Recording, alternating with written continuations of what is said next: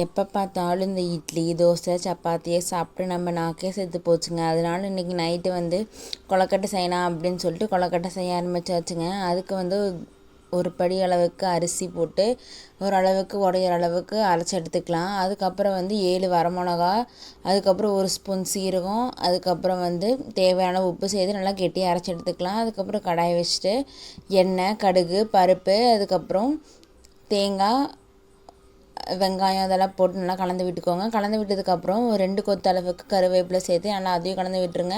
இப்போ நம்ம மாவும் சரியாயிருச்சு. அப்படியே எடுத்துகிட்டு அது கிரைண்டரே கழுவி வச்சிடலான்னு அதையும் கழுவி வச்சாச்சுங்க.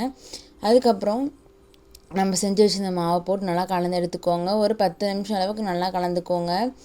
அதுக்கப்புறம் இட்லி சட்டியில் எப்பவும் போலவே தண்ணி ஊற்றி இட்லி துணி வச்சு எப்பவும் போல் நம்ம கையில் பிடிச்சி எடுத்துக்கலாம்.